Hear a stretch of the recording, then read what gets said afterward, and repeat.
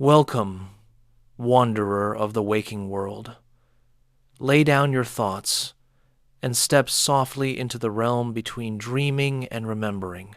Tonight's story weaves together two seekers of the soul, Carl Jung, the cartographer of the collective unconscious, and Sigmund Freud, the architect of psychoanalysis and explorer of the hidden chambers beneath consciousness.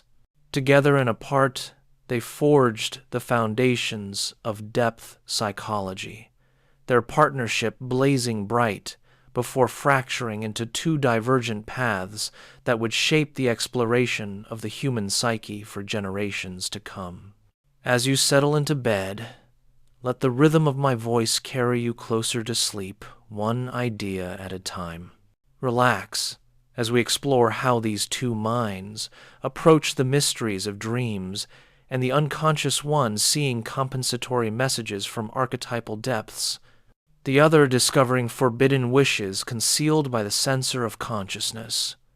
Their dialogue, whether spoken in the intimacy of their correspondence or in the charged silence of their painful separation, illuminates the vast territories of human consciousness. If you enjoy these quiet tales of psychological dialogue and wonder, press the like button and subscribe to join me on future journeys through the conversations between great minds. Tell me in the comments which psychological relationship intrigues you most: the mentor and student, the collaborators, the friendly rivals, and together we'll explore them in nights to come. Now, let the world fade. Drift with me through the intertwining paths of Jung and Freud as we wander between their visions and listen to the echoes where their insights meet and part. In the twilight years of the 19th century, when Vienna hummed with waltzes and the Austro-Hungarian Empire stretched across the map of Europe like an aging monarch unwilling to relinquish its throne, a young physician named Sigmund Freud sat in lamplight, listening to stories that polite society preferred to keep locked away. Born on May 6, 1856, in the Moravian town of Freiburg, Freud had arrived in Vienna as a child, carried there by currents of economic necessity and the restless ambitions of his father Jakob. The family was Jewish, navigating the complex social landscape of an empire where anti-Semitism flickered like candlelight, sometimes dim, sometimes dangerously bright. Freud's early years were marked by the tension between his extraordinary intellectual gifts and the limited opportunities available to a Jewish man in Vienna's academic world. He entered the University of Vienna in 1873, initially drawn to philosophy and the grand questions of human existence, but pragmatism steered him toward medicine. The human body became his first text, the nervous system his first mystery. He worked in the laboratory of Ernst Brücke, a physiologist who belonged to the Helmholtz school. Those scientists who believed that all phenomena, including those of living organisms, could be reduced to physical and chemical processes. This mechanistic worldview would leave deep traces in Freud's thinking, even as he ventured into territories far stranger than the dissection table could reveal. But it was the enigma of hysteria that truly captured Freud's imagination. In the 1880s, he traveled to Paris to study with Jean-Martin Charcot at the Salpêtrière Hospital, where the great French neurologist demonstrated that hysterical symptoms, paralyses, convulsions, sensory disturbances could be induced and removed through hypnosis. This revelation shook young Freud's understanding. If symptoms that appeared neurological could be created and dissolved by suggestion, then the mind possessed powers that transcended simple physiology. The body, it seemed, spoke in a language written by psychological forces. Returning to Vienna, Freud established a private practice, treating patients whose suffering defied conventional medical explanation. He collaborated with Joseph Breuer, an older colleague who had discovered something remarkable. A patient he called Anna O. had experienced relief from her hysterical symptoms when she was encouraged to speak freely about the traumatic experiences associated with their onset. Breuer called this the talking cure, and Anna O. herself referred to it as chimney sweeping, clearing away the soot of repressed memories.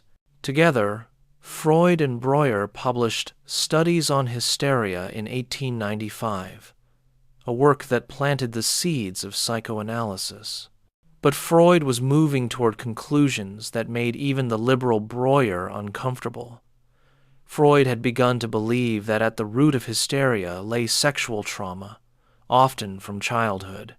More provocatively still, he proposed that these memories were actively kept from consciousness by a force he called repression. The mind, according to this emerging theory, was not a unified whole, but a battlefield where unacceptable wishes fought against the forces of moral constraint. Symptoms were compromises, coded messages from the repressed.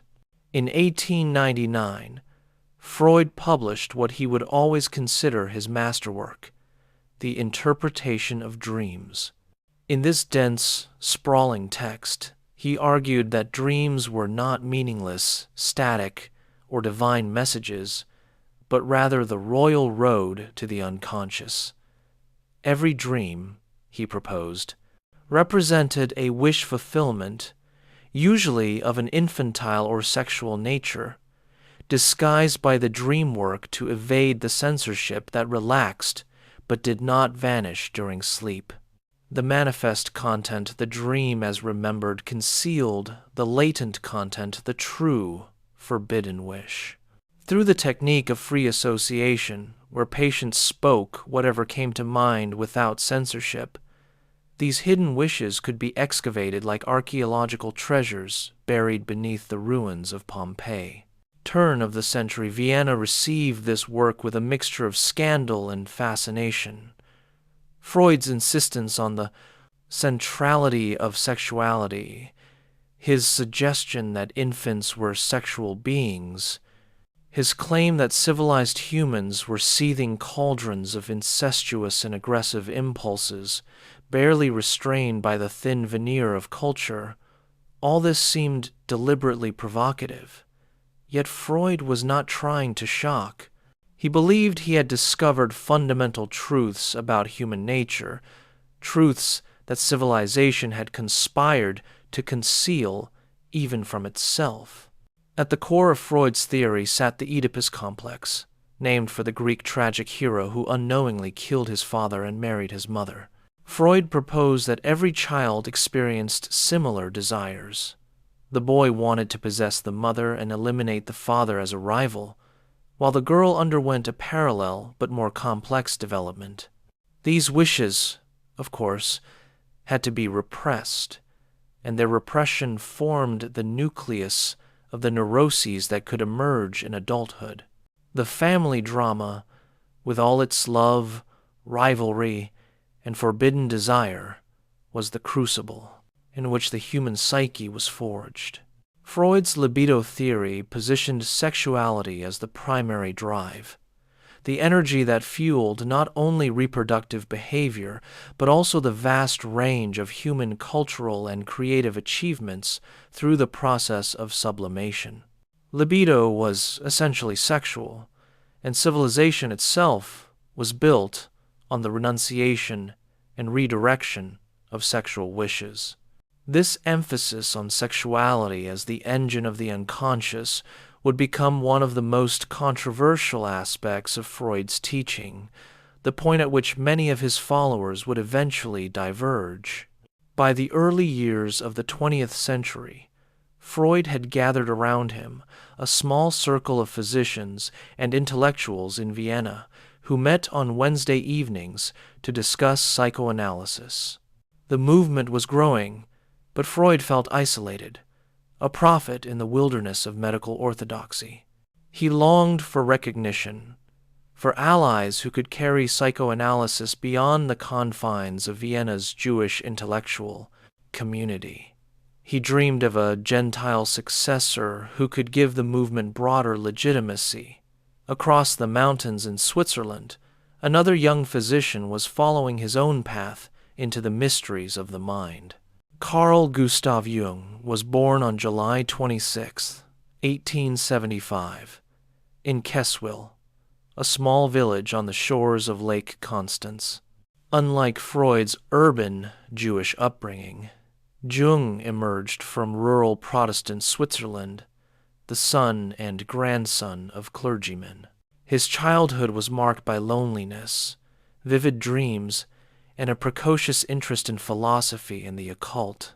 He grew up feeling divided between what he called his number one and number two personalities, the schoolboy navigating the ordinary world, and an older, wiser presence that seemed to carry ancient knowledge. Jung studied medicine at the University of Basel, and on reading a textbook of psychiatry, he experienced a revelation. Here, in the study of mental illness, the biological and the spiritual converged. He chose psychiatry as his specialty, a field that his medical colleagues generally regarded as a dead end, the least prestigious branch of medicine. In 1900, Jung arrived at the Burghausen Mental Hospital in Zurich to work under Eugen Bleuler, one of the most progressive psychiatrists of the era. At the Burghausen, Jung threw himself into research.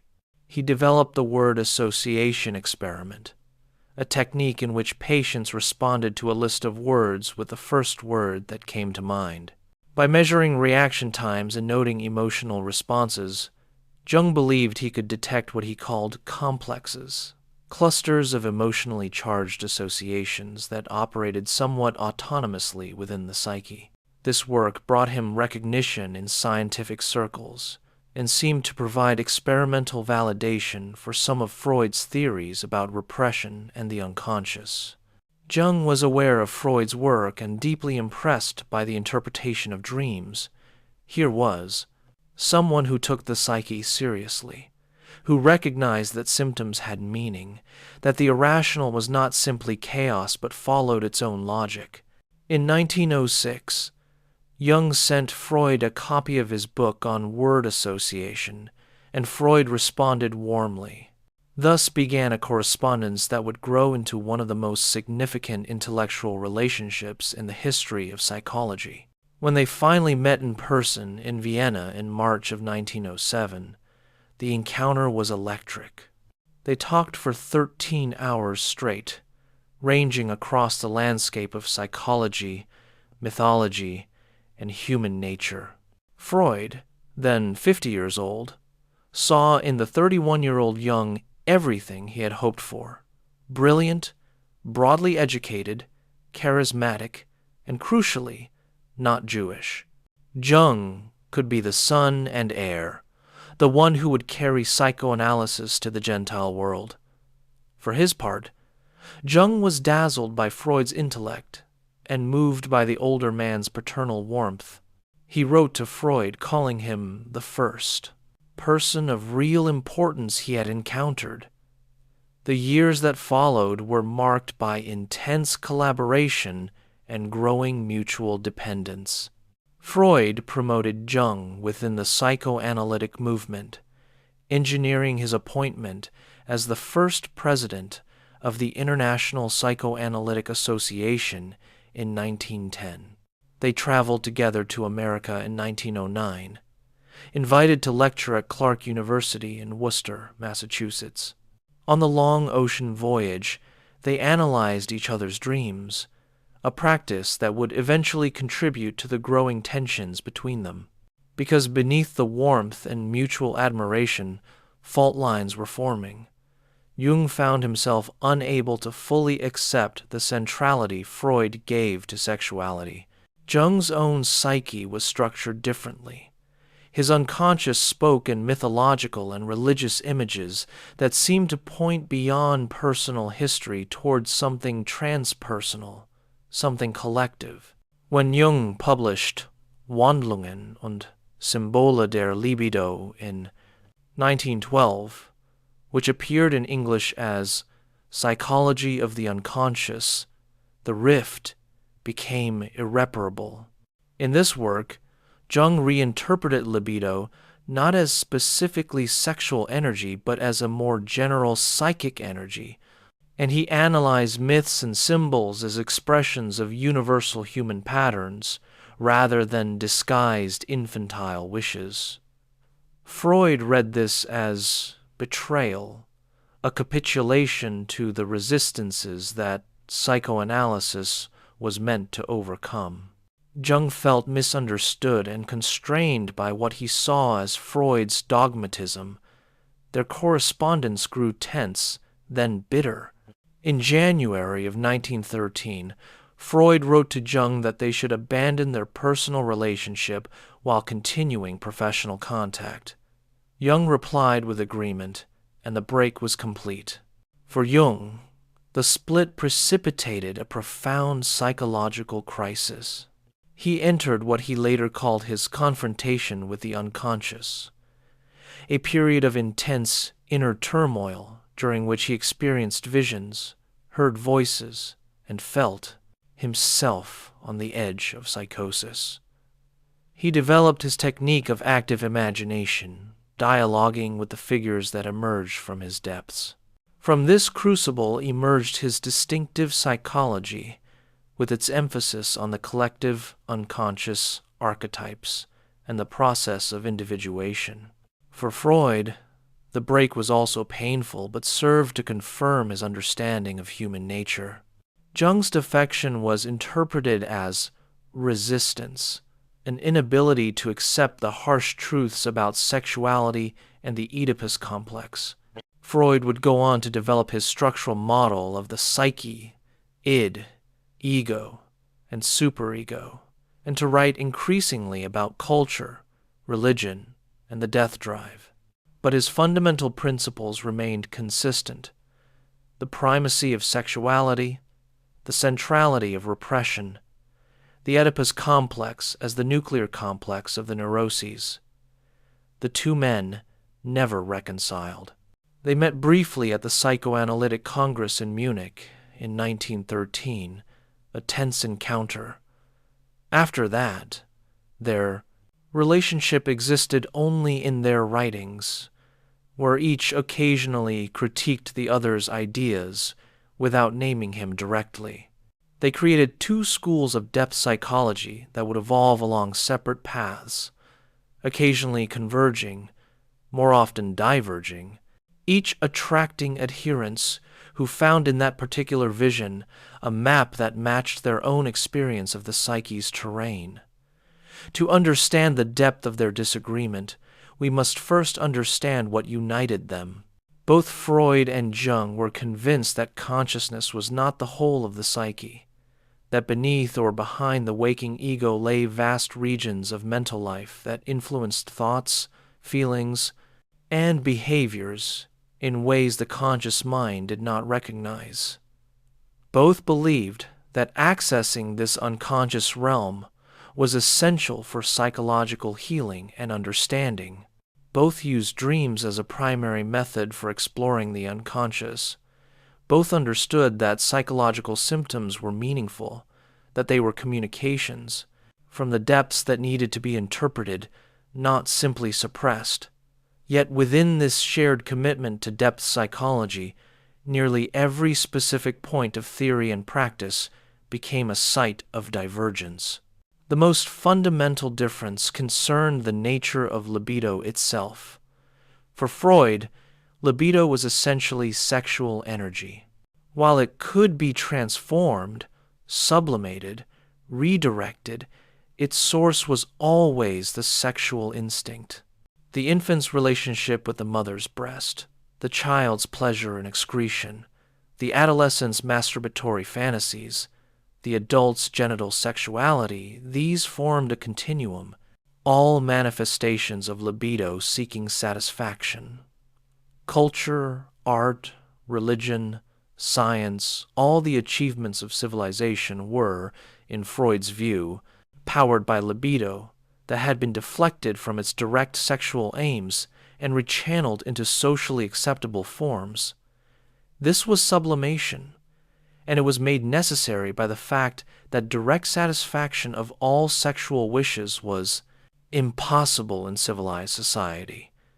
Jung could not accept this reduction. For Jung, libido was psychic energy in general, an element vital that could invest itself in any activity or interest. Sexuality was one expression of this energy, important certainly, but not the foundation from which everything else derived.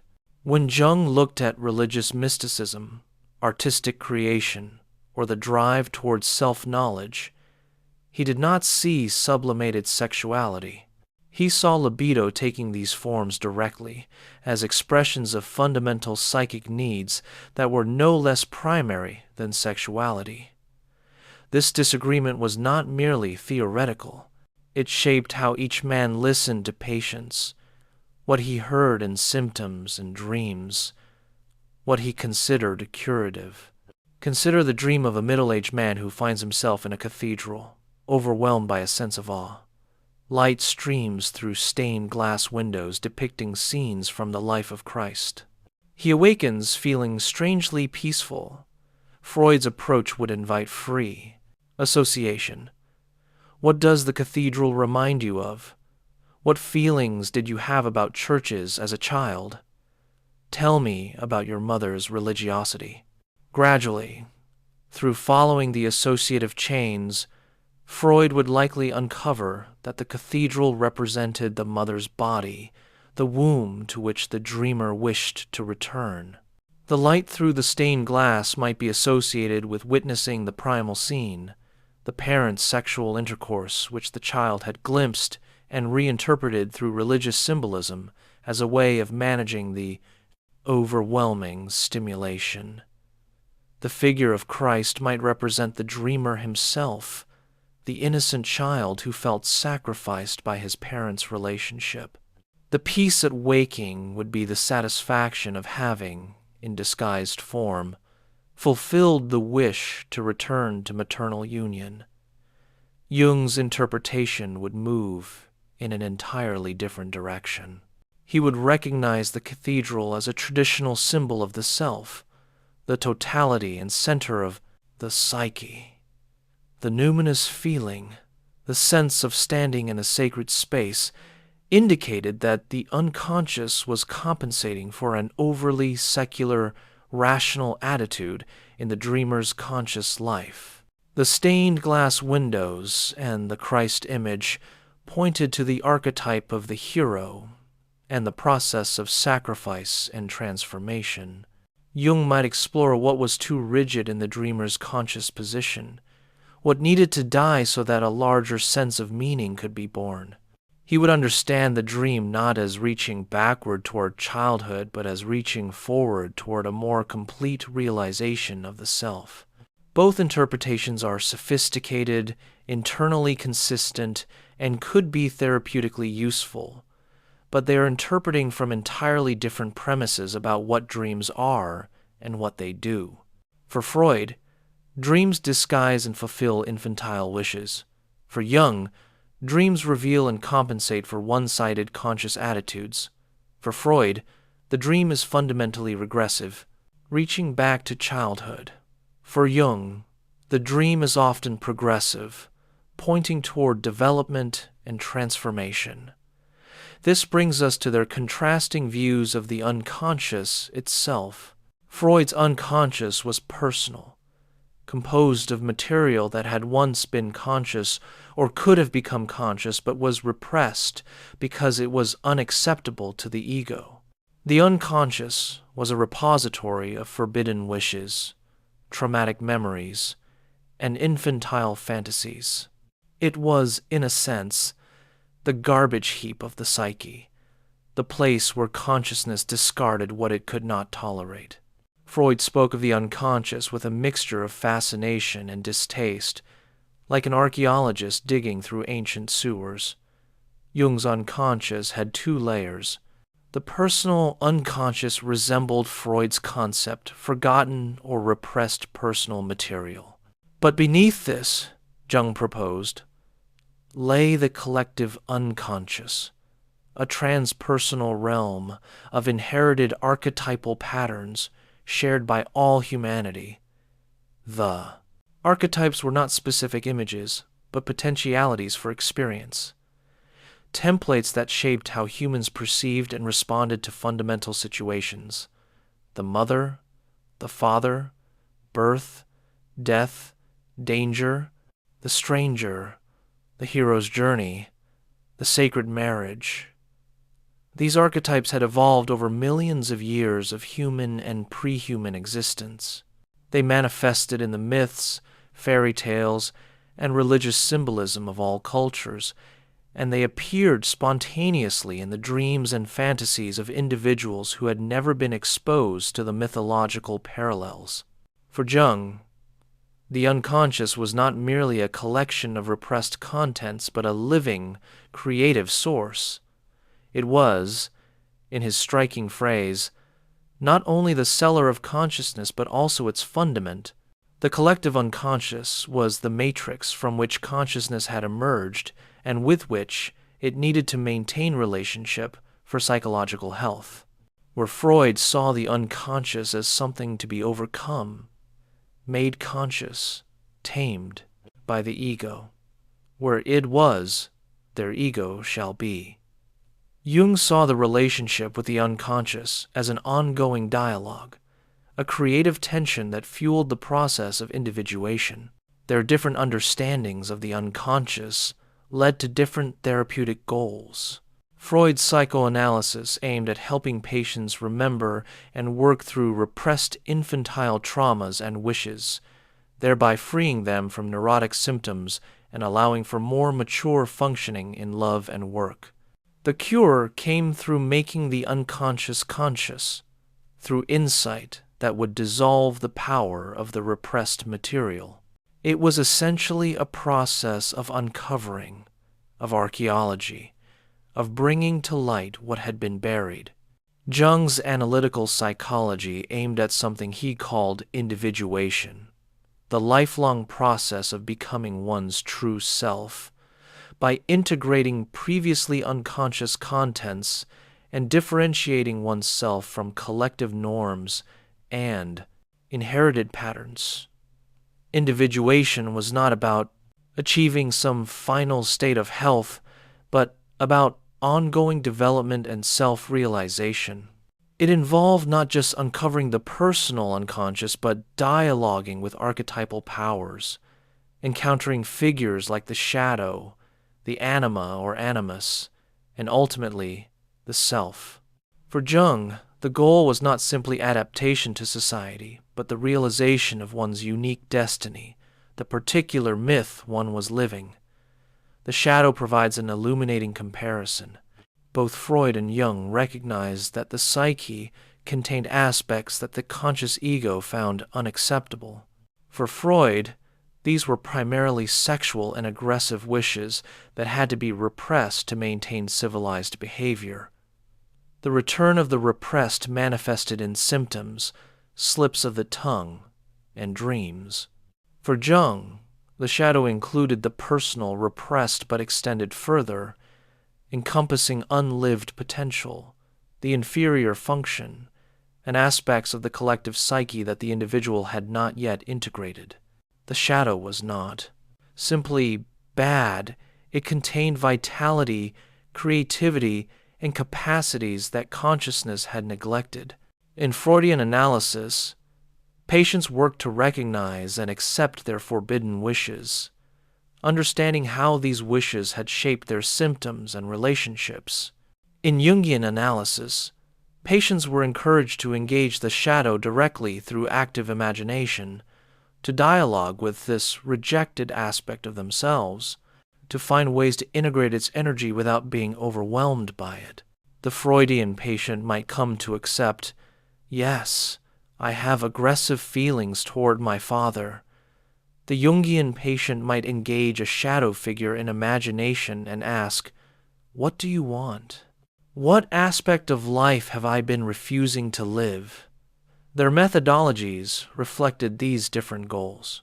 Freud developed the technique of free association, asking patients to lie on a couch, with the analyst sitting out of sight, and say whatever came to mind without censoring. The analyst remained relatively silent, occasionally offering interpretations that connected the patient's associations to repressed wishes and childhood experiences. The patient was encouraged to develop a transference, projecting onto the analyst feelings and fantasies originally directed toward parents. The analysis of this transference relationship became central to the work. The analyst maintained what Freud called evenly hovering attention, listening without privileging any particular content, allowing patterns to emerge from the patient's free flow of associations. Jung also used free association early in his career, but he came to feel it led too far away from the dream or symptom itself. He developed instead the method of amplification, in which he would explore the mythological, religious, and cultural parallels to a patient's dream images. If a patient dreamed of a snake, Jung would not only ask for personal associations, but might discuss the snake in Greek mythology, in the Garden of Eden, in Eastern symbolism, in alchemical texts. This comparative approach helped patients recognize that their personal images connected to universal patterns, that their individual struggles participated in the great archetypal dramas of human existence. Jung also developed active imagination, a technique in which patients engaged directly with unconscious figures, dialoguing with them, sometimes painting or sculpting them, allowing the unconscious to express itself beyond the constraints of verbal analysis. This was not free fantasy, but a disciplined method of giving voice to autonomous complexes and archetypal figures. Jung believed this direct engagement allowed for a transformation that intellectual interpretation alone could not achieve. The setting of Jungian analysis also differed.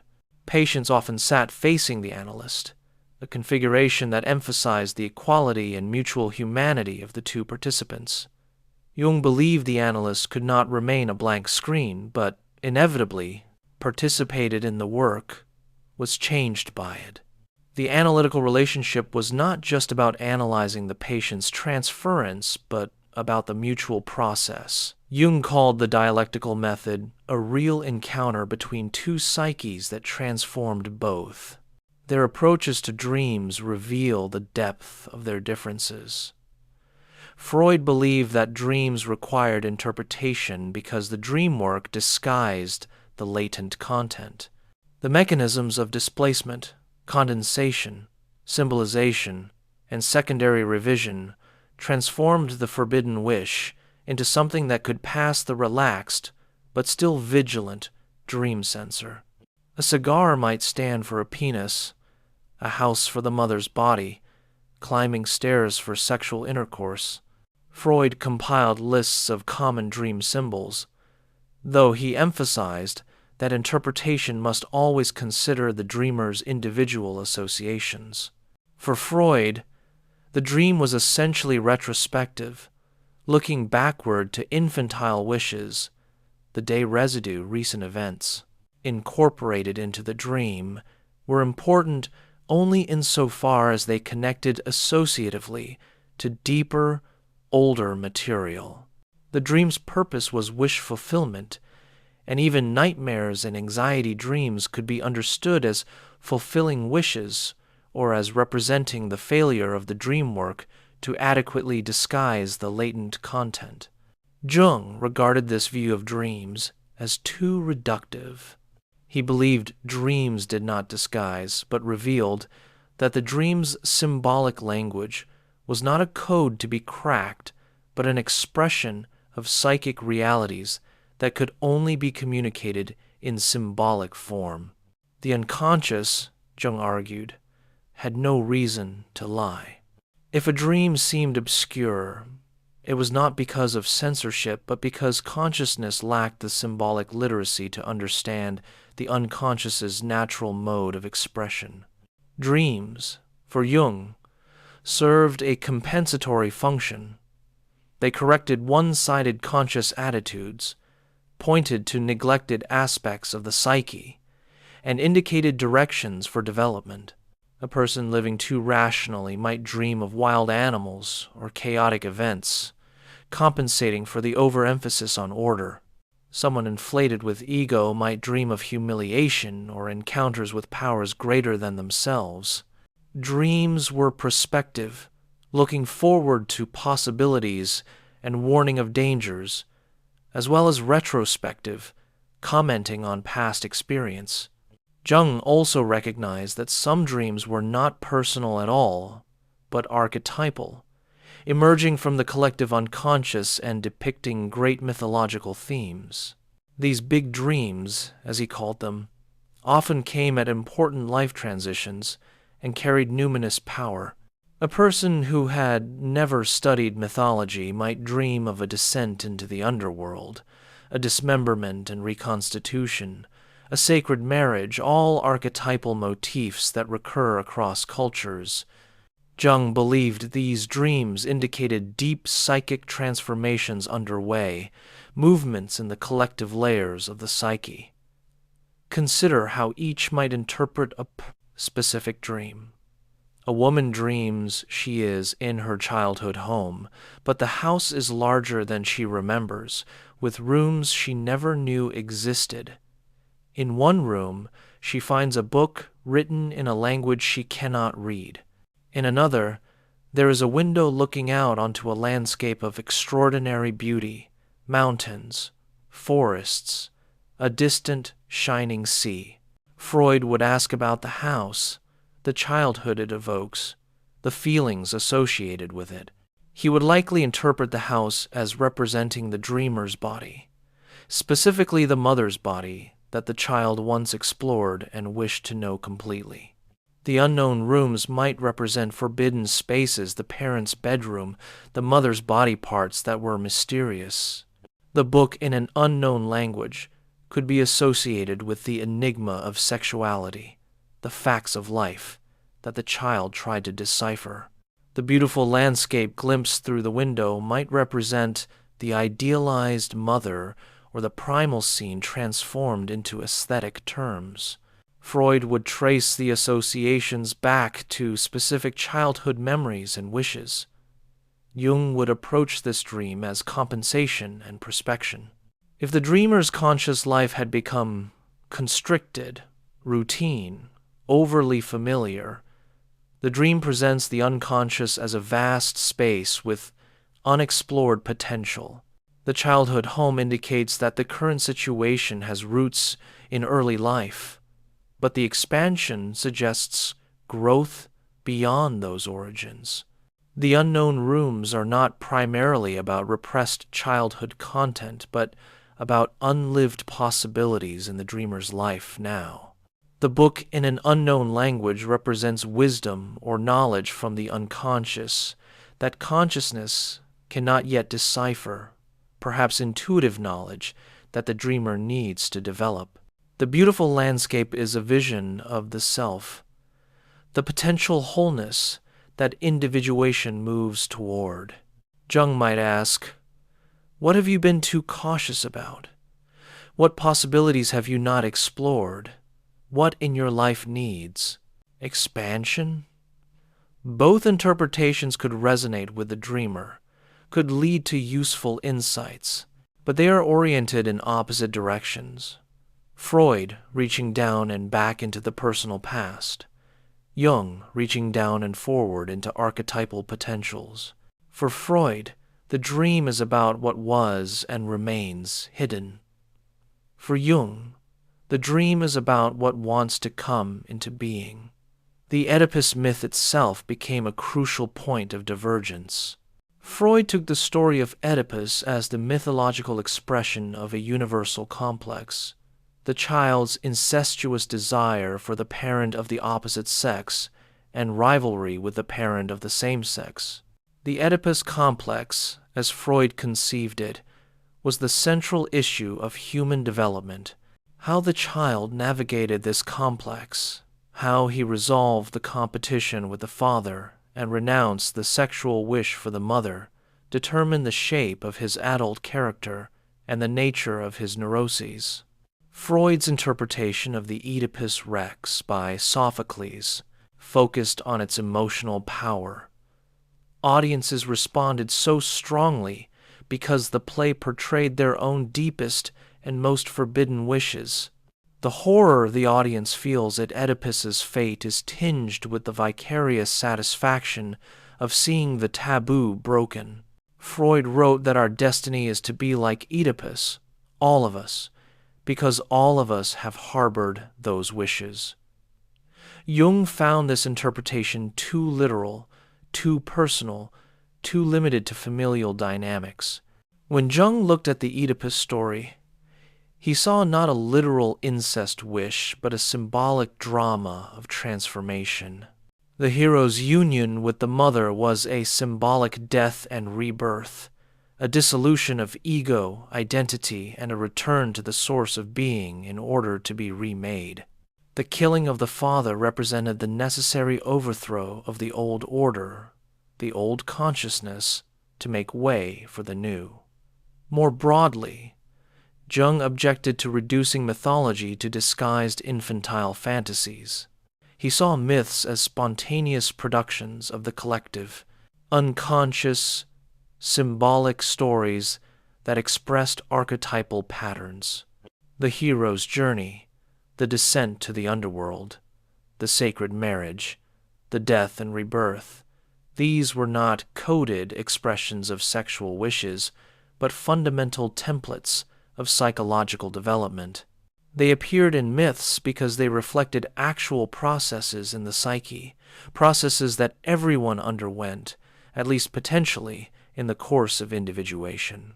For Jung, the mother in mythology and dream was not primarily the personal mother of infancy, but the great mother archetype, the primordial feminine principle representing nature, the unconscious, origin, and devouring. Union with this symbolic mother meant immersion in the unconscious, a dangerous but potentially transformative experience. The hero who descended into the underworld, into the belly of the whale, into the dark forest, did not wish literally to have intercourse with his mother. He was undergoing a symbolic death of the ego, surrendering to the transformative powers of the deep psyche, trusting that he would be reborn with new consciousness. This difference in interpreting mythology reflected a fundamental disagreement about the relationship between the personal and the transpersonal. Freud's psychology was determinedly personal. Yes, he believed the Oedipus complex was universal, but its universality came from the universal facts of childhood. Every child has parents. Every child experiences jealousy and desire in the family drama. The structures of the psyche were built up from these personal experiences. Jung's psychology was fundamentally transpersonal. The personal psyche rested on a foundation of inherited archetypal structures.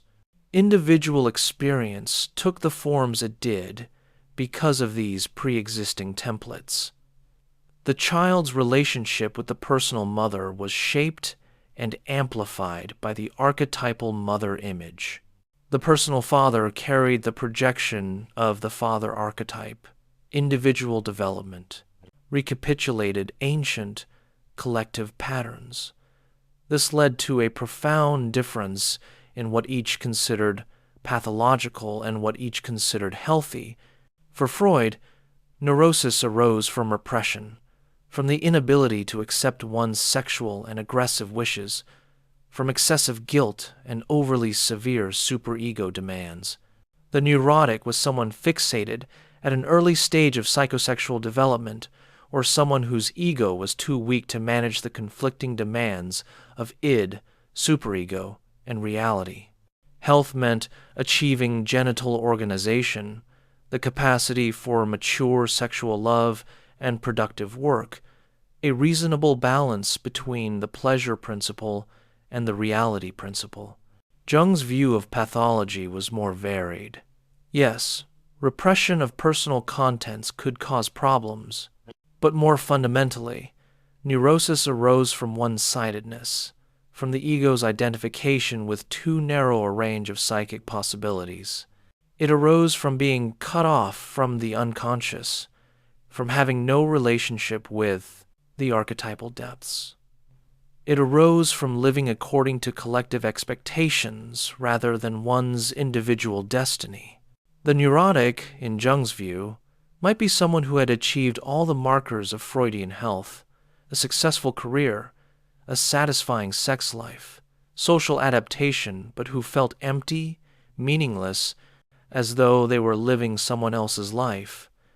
Jung famously said that most of his patients in the second half of life suffered not from clinical neuroses, but from the meaninglessness and emptiness of their lives.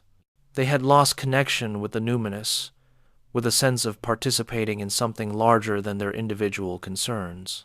Freud would have diagnosed this as narcissistic injury or depressive rumination, symptoms to be analyzed in terms of unconscious conflicts. Jung saw it as a spiritual crisis requiring not excavation of the personal past, but connection with archetypal sources of meaning. Their views on religion encapsulated their differences.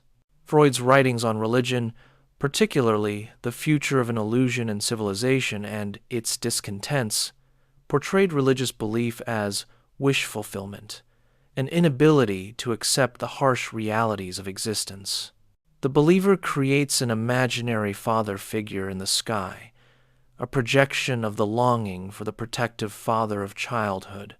Religious rituals are obsessive-compulsive behaviors writ large, repetitive actions meant to ward off anxiety. Religion is, in Freud's famous phrase, the universal obsessional neurosis of humanity. It is infantile, regressive, a refusal to face the fact that the universe is indifferent to human concerns.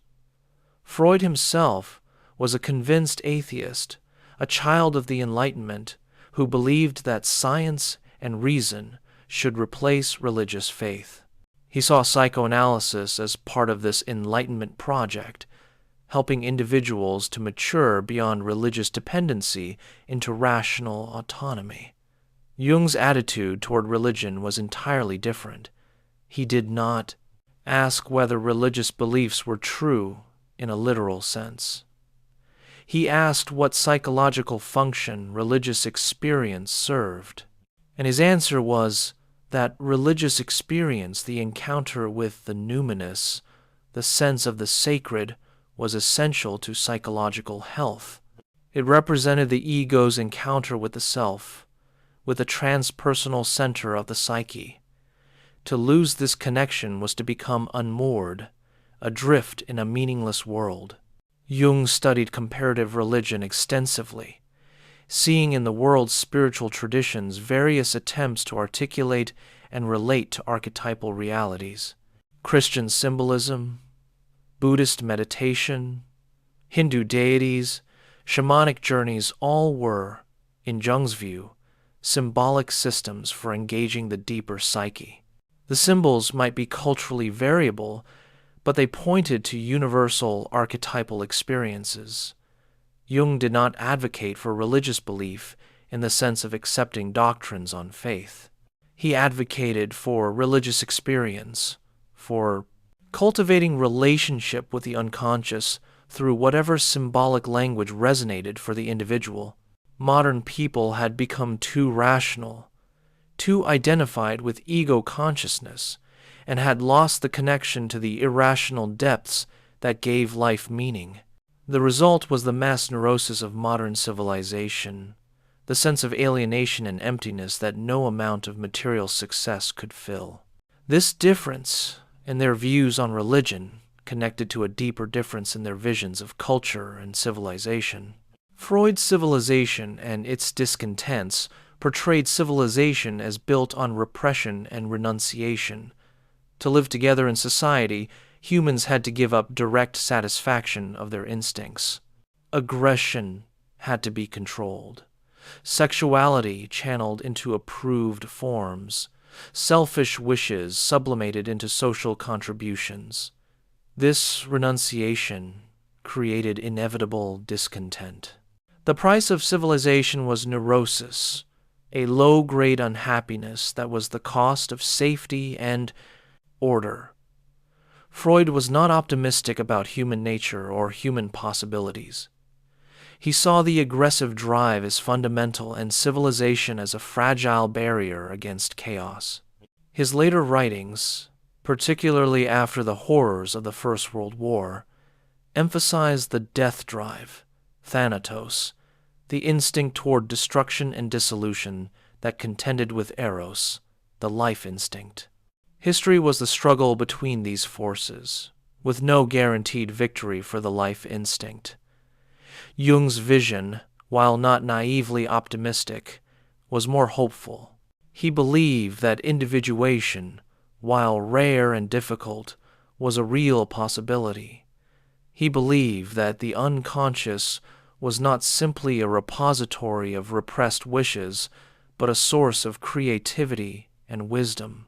He saw in the process of psychological development not just the adjustment to reality, but the potential for transformation and self-realization. Where Freud saw the unconscious as a seething cauldron of primitive drives, Jung saw it as having a purposive quality, as striving toward wholeness. The self, the archetype of totality, exercised a kind of magnetic pull on development, drawing the individual toward integration and completion. Dreams, symptoms, and synchronistic events were not just caused by the past, but were also teleological, oriented toward a future state of greater wholeness. This does not mean Jung was blind to the shadow side of the psyche or the dangers of the unconscious. He recognized that engagement with archetypal forces could be overwhelming, that psychotic inflation could result from too rapid or uncontained exposure to the collective unconscious. He knew that the archetypes were not just beneficial but also dangerous, carrying tremendous energy that could destroy as well as create. His work with psychotic patients at the Berg Holsley had taught him how thin the line was between the creative encounter with the unconscious and being overwhelmed by it. But Jung believed that with proper containment, with the ego strong enough to withstand the encounter, the relationship with the unconscious could be mutually enriching. The ego needed the unconscious for vitality and meaning, and the unconscious needed the ego to bring its contents into reality, to incarnate the archetypes in actual life. Their therapeutic relationships with patients reflected these differences. Freud maintained what he called the rule of abstinence, urging analysts to remain neutral, to avoid gratifying the patient's wishes or revealing personal information. The analyst was to function as a mirror, reflecting back the patient's projections but not responding to them as a real person might. This neutrality was necessary for the transference to develop fully, for all the patient's infantile wishes and fantasies to be projected onto the analyst and then analyzed. The relationship was hierarchical. Freud sat in his chair, the patient on the couch unable to see him. Freud had been analyzed, though never in the thorough way he required of his students, and had resolved his neuroses sufficiently to function as analyst. The patient's reactions to the analyst were transference, distortions based on past relationships. The analyst's reactions to the patient countertransference were, in Freud's original conception, problematic remnants of the analyst's unresolved conflicts, to be recognized and controlled. Jung's conception of the therapeutic relationship was more mutual. He believed that healing occurred not primarily through interpretation, but through the real relationship between two people. The analyst was not a blank screen, but a real person, and the patient's reactions were not only transference, but also responses to the analyst's actual qualities.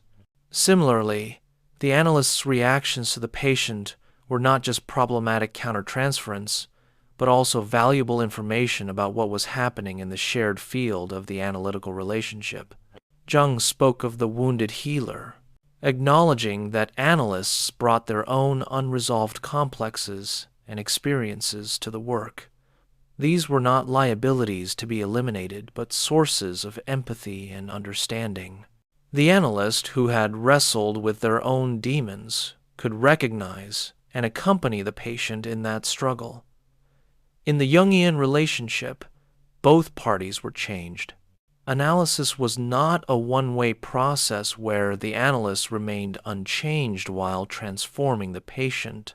It was a mutual process, what the alchemists called the opus, the work in which both substances, both psyches, were transformed through their interaction.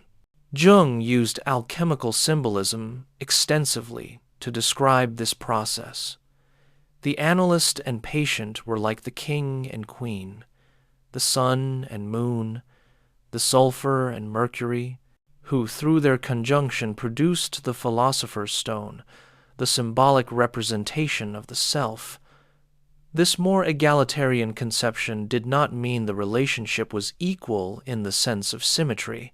The patient came for help, paid for the sessions, disclosed personal material, but it was equal in the sense of shared humanity, mutual vulnerability to the unconscious, and the possibility of mutual transformation. Their written styles reflected their different temperaments and audiences. Freud wrote with clarity and elegance, making complex ideas accessible. He used clinical case studies extensively, grounding his theories in detailed descriptions of actual patients.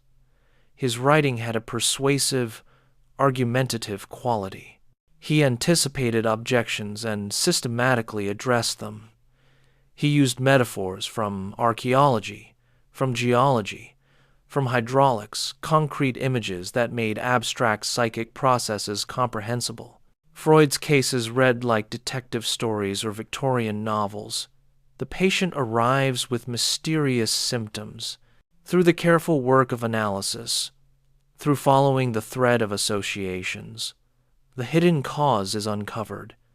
The revelation brings insight, catharsis, relief. There is narrative drama, the pleasure of solution, the satisfaction of understanding.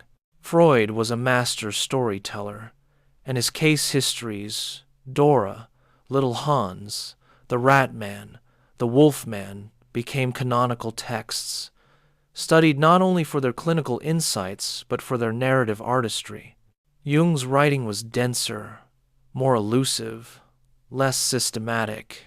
He drew on a vast range of sources: mythology, alchemy, Gnosticism, Eastern philosophy, comparative religion, assuming a level of erudition in his readers that could be daunting. His books often had a circular, spiraling structure, returning again and again to central themes from different angles rather than building linear arguments. He used amplification in his writing, as in his clinical work, piling up parallel images and stories until the archetypal pattern emerged. Jung's style reflected his belief that certain truths could not be stated directly, but had to be evoked, circled around, approached from multiple directions. The self could not be defined, but only pointed toward through accumulated symbolic representations. His writing required active participation from the reader, a willingness to sit with ambiguity and let meaning emerge over time. Where Freud sought to convince, Jung sought to evoke. Where Freud aimed for scientific precision, Jung embraced paradox and complexity. Freud's ideal reader was the rational scientist open to uncomfortable truths. Jung's ideal reader was the seeker, someone already sensing the presence of the numinous and looking for a language to articulate it. Their different styles reflected different epistemological assumptions. Freud believed that the unconscious, while hidden, could be made fully conscious, that its contents and mechanisms could be mapped and understood. He was, at heart, a 19th century scientist, confident in the power of reason and observation. Even though his subject matter, infantile sexuality, the unconscious, the death drive, was scandalous, his method was scientifically conventional: observation, hypothesis, interpretation, verification through further observation. Jung was more influenced by Romanticism and by Eastern philosophy.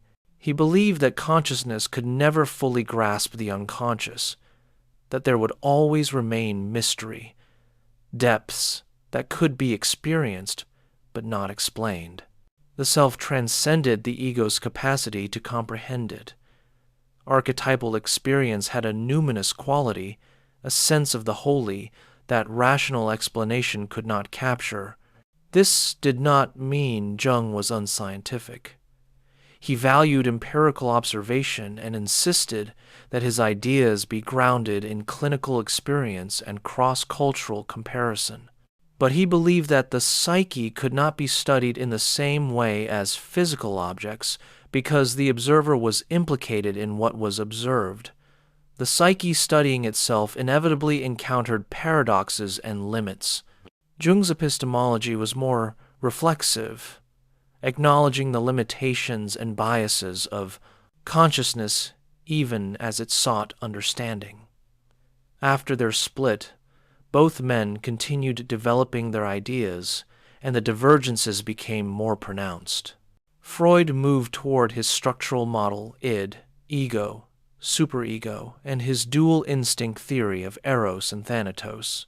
His later works, like the ego and the id, Beyond the Pleasure Principle, and Moses and Monotheism, extended his theories into new terrain but maintained the fundamental premises: the primacy of sexuality and aggression, the Oedipus complex as nuclear, the therapeutic goal of making the unconscious conscious.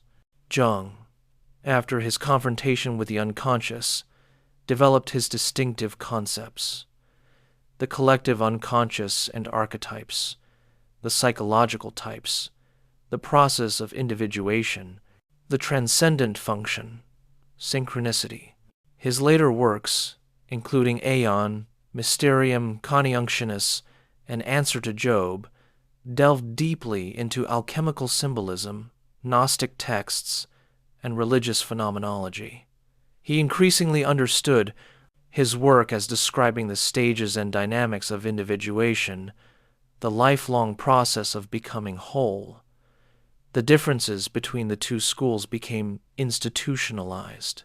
Freudian psychoanalysis developed training institutes with rigorous requirements, including the training analysis, supervision, and coursework. The International Psychoanalytic Association maintained standards and certified practitioners.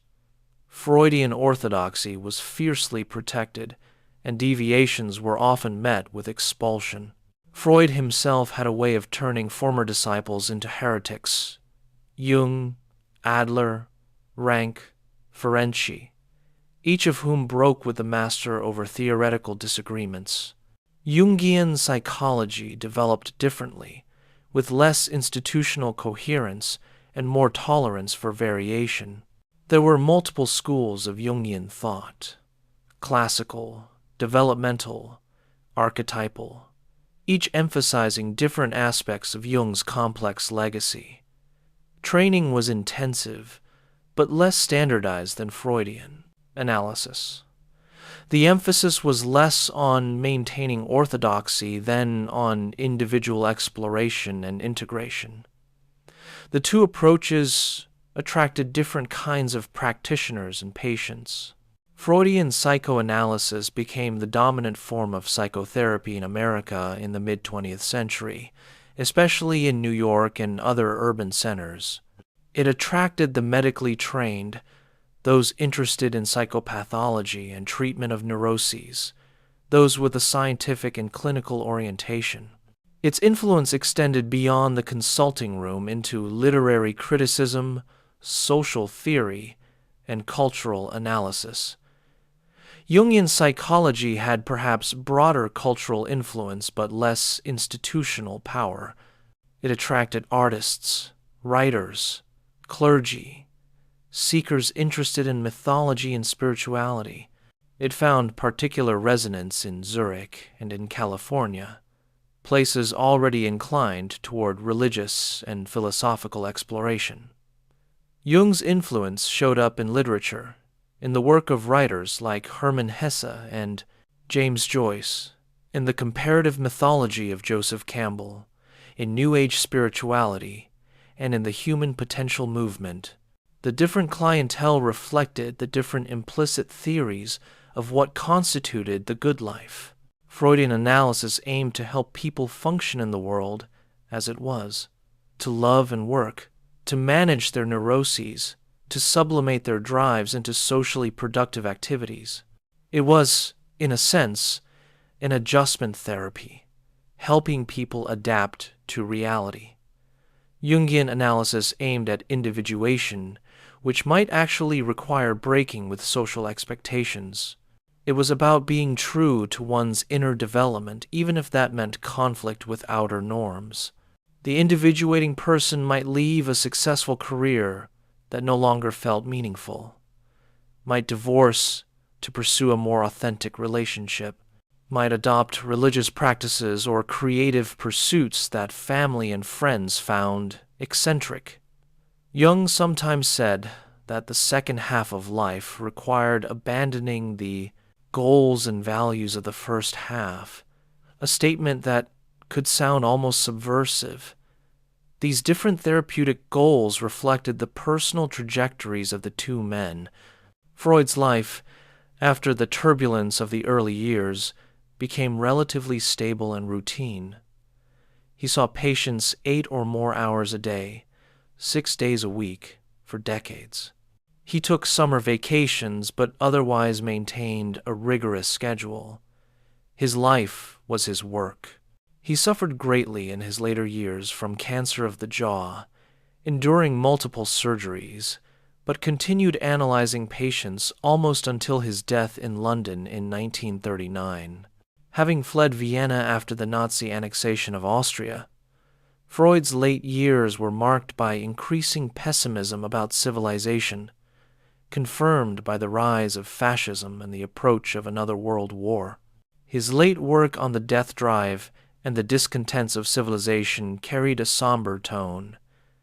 He remained intellectually productive until the end, but there was a sense of embattlement, of defending a legacy against hostile forces. Jung's life followed a different arc. After the crisis of his break with Freud and his confrontation with the unconscious, he emerged with a sense of having found his own myth, his own way. He built his tower at Bollingen on Lake Zurich, a stone structure that became his retreat, his temenos, his sacred space. He traveled extensively, visiting indigenous peoples in Africa, India, and the American Southwest, seeking to understand how different cultures related to the unconscious. Jung's later years were marked by increasing recognition, though also by controversy, particularly regarding his relationship to Nazi Germany in the 1930s. Jung made statements during that period that can be read as anti-Semitic or at least as naively political, though he also helped Jewish analysts escape persecution and maintained that the accusations of Nazi sympathies were misunderstandings. This remains a contested and painful aspect of his legacy. But Jung's essential spirit in his later years was one of continued exploration and openness. He developed new ideas, synchronicity, the conjunctio, the self's relationship to the God image until his death in 1961 at age 85. His late autobiography, Memories, Dreams, Reflections, painted a picture of a life lived in dialogue with the unconscious, a life that, whatever its outer limitations and controversies, was inwardly rich and meaningful. As we drift deeper into this contemplation, let us pause and feel the weight of what these two men attempted. They were physicians who ventured beyond medicine into the unmapped territories of the soul. They sat with suffering and tried to find the words for what they heard in that suffering. They risked professional reputation, social standing, and their own sanity to pursue understanding of the psyche's depths. Their disagreements were not petty or academic. They were disagreements about the fundamental nature of human existence. What drives us? What heals us? What is the relationship between the individual and the collective, between consciousness and the unconscious, between the personal and the eternal? These are questions without final answers, and the fact that Freud and Jung answered them differently does not mean one was right and the other wrong. It means that the psyche is vast enough, complex enough, to be approached from multiple angles, each revealing different truths. Consider Freud's insistence on sexuality as the primary drive. There is deep truth here. Even if it is not the whole truth, sexuality is fundamental to life, to reproduction, to the continuation of species. The sexual instinct is powerful, difficult to tame, often in conflict with social demands. The child's early sensual experiences, nursing, being bathed and held, exploring the body do form templates for later intimate relationships. The Oedipal drama, whatever we make of Freud's specific formulations, captures something real about the complexity of family dynamics, the child's rivalry and longing, the difficult navigation of desire and prohibition. Freud's method of free association does open doors into the unconscious. When we follow chains of associations without censorship, unexpected connections emerge, patterns that consciousness had not recognized. The practice of saying whatever comes to mind, of not editing or rationalizing, allows surprising truths to surface.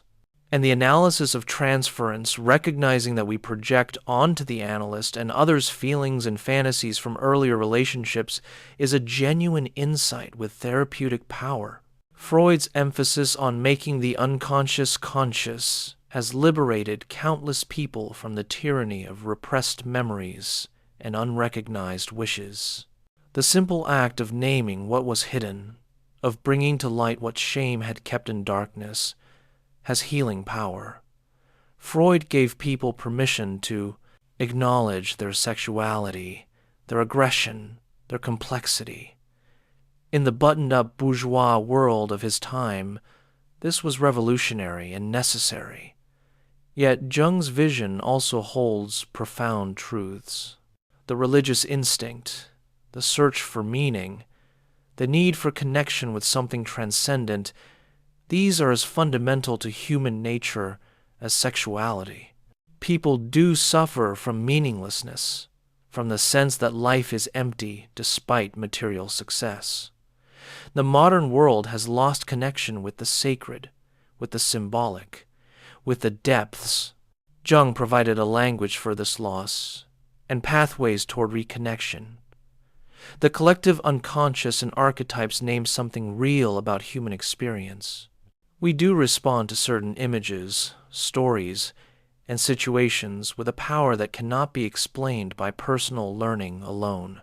The mother's face, the stranger's approach, the dark forest, the journey across water, these evoke responses that feel ancient, inherited myths from cultures, separated by oceans and millennia, tell strikingly similar stories because they express archetypal patterns, not because of cultural diffusion.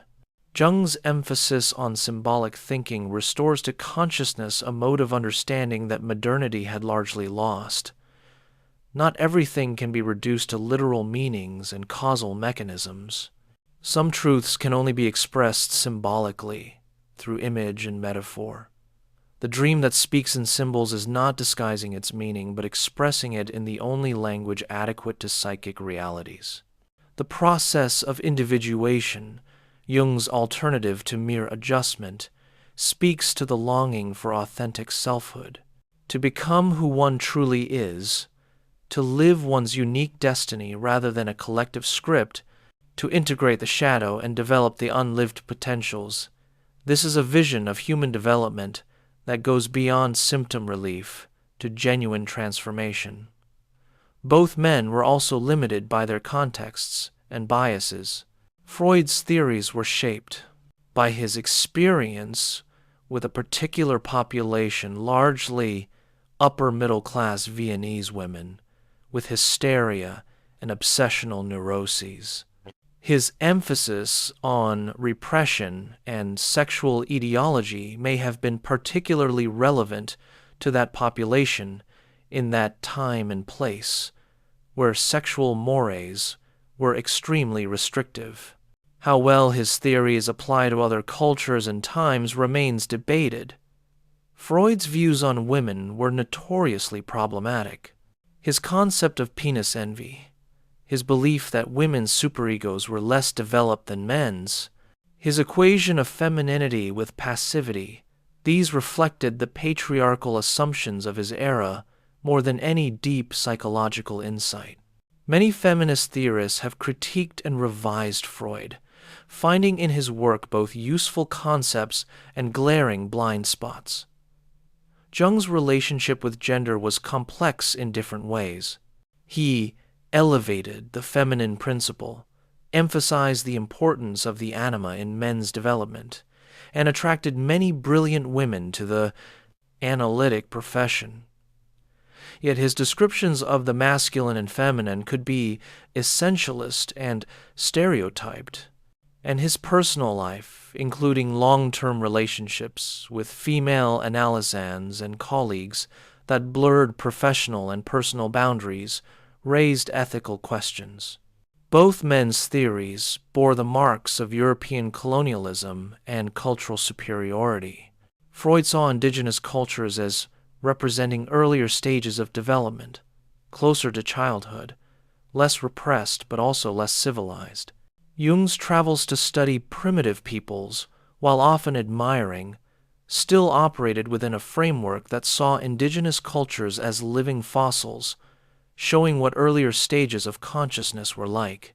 The fact that both men had significant blind spots does not invalidate their insights, but it does mean we must read them critically, taking what remains valuable while recognizing what was limited by their time and place. In the decades since their deaths, depth psychology has evolved in multiple directions. Freudian psychoanalysis, developed through the ego psychology of Heinz Hartmann and others, the object relations theory of Melanie Klein, Ronald Fairbairn, and D.W. Winnicott, the self-psychology of Heinz Kohut, the relational psychoanalysis of Stephen Mitchell and others. Each development moved away from some aspect of Freud's original theory while maintaining allegiance to the core project of exploring unconscious mental life. Jungian psychology diversified into the classical approach of Marie-Louise von Franz and others who stayed close to Jung's original formulations, the developmental school of Michael Fordham and Erich Neumann, the archetypal psychology of James Hillman, and various integrations with other approaches. Contemporary psychoanalysis, whether Freudian descended or Jungian, often bears little resemblance to the theories and practices of the founders. The emphasis has shifted to the therapeutic relationship itself, to intersubjectivity, to the co-creation of meaning between analyst and patient. Modern analysts draw eclectically from neuroscience, attachment theory, trauma research, and other sources. Yet the fundamental questions that Freud and Jung raised remain vital. What is the relationship between conscious and unconscious? How do we understand dreams and symbols? What is the role of sexuality, aggression, and spirituality in human motivation? How do childhood experiences shape adult personality? What constitutes psychological healing and growth? How do individual and collective psyche interrelate? These questions matter not just to professional therapists, but to anyone seeking to understand themselves and others. In our daily lives, we encounter the phenomena Freud and Jung described. We have dreams that puzzle us, slips of speech that reveal hidden thoughts, symptoms without physical cause, attractions and aversions we cannot explain, moments of synchronicity that seem meaningful, longings for something transcendent. Freud gives us tools for exploring the personal unconscious, for recognizing how our childhood experiences and repressed wishes shape our current lives. He teaches us to be skeptical of our conscious motivations, to look beneath surface explanations for deeper drives. He helps us understand the power of sexuality and aggression, the reality of ambivalence, the complicated mixture of love and hate in our closest relationships. Jung gives us tools for engaging the archetypal unconscious, for recognizing universal patterns in our individual experiences. He teaches us to attend to symbols, to see our lives as participating in larger mythic narratives. He helps us understand religious yearning, creative inspiration, and the search for meaning. He provides a framework for the second half of life, when the goals of ego achievement become less satisfying and questions of meaning become more pressing. Together, their work illuminates human consciousness from complementary angles. Freud descends into the personal basement, Jung into the collective foundation. Freud analyzes, dissects, reduces to elements. Jung amplifies, connects, expands to universals. Freud is suspicious, unmasking, iconoclastic. Jung is appreciative, connecting, mythological. A complete depth psychology might integrate both approaches, knowing when to analyze and when to amplify, when to explore personal history and when to engage archetypal patterns, when to focus on sexuality and when to address spiritual needs.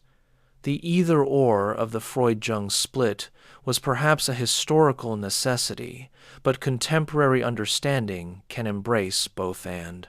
In the quiet of this contemplative space, as sleep beckons, we might reflect on what drew these two men into depths that other scientists avoided.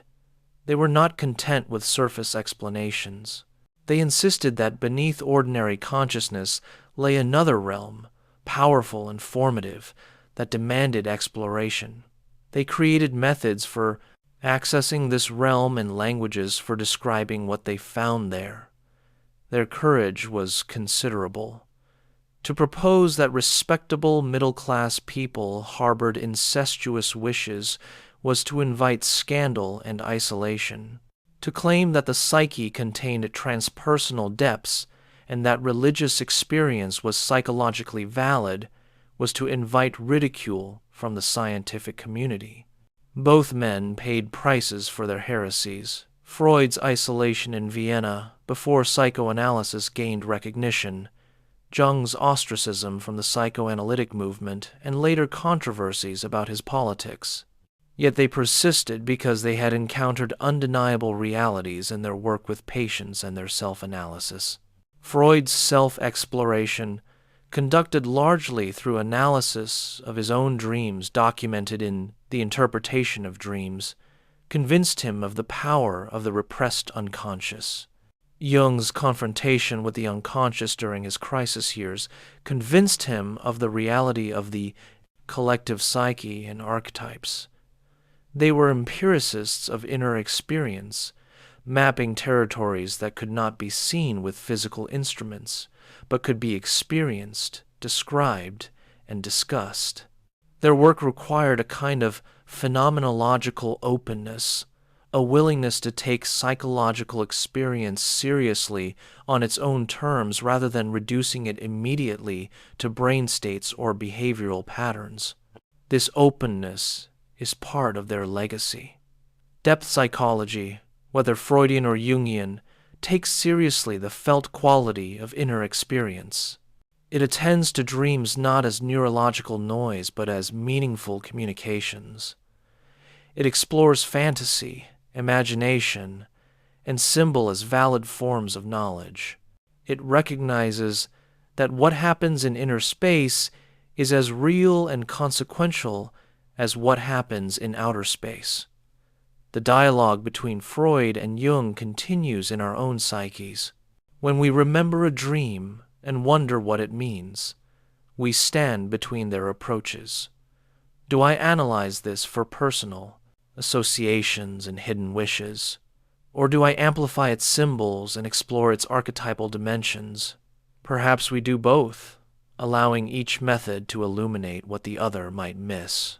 When we find ourselves attracted to someone or repelled by them, we can ask the Freudian question: what from my past does this person evoke? What parental imago am I projecting? And we can ask the Jungian question: what archetypal figure does this person carry for me? What unlived aspect of myself are they representing? When we face life transitions, leaving home, choosing a vocation, committing to relationship, having children, facing illness or aging, we can understand them through both lenses. Freudian analysis might explore how these transitions evoke earlier developmental crises, how they reactivate childhood conflicts and defenses. Jungian analysis might recognize these transitions as archetypal passages, initiations that recur across cultures and that carry mythological weight. When we struggle with symptoms, anxiety, depression, psychosomatic complaints, we can inquire in both directions. What personal conflicts and repressions might underlie these symptoms? What meaning and potential growth might the unconscious be trying to communicate through them? In this integrative spirit, we might say that Freud and Jung were describing different layers or dimensions of the psyche, not contradictory realities. The personal unconscious and the collective unconscious both exist. Sexual and aggressive drives are real, and so is the spiritual instinct. The Oedipus complex names something true about family dynamics, and the individuation process names something true about the lifelong development of personality. Their split was overdetermined, as Freud himself might say.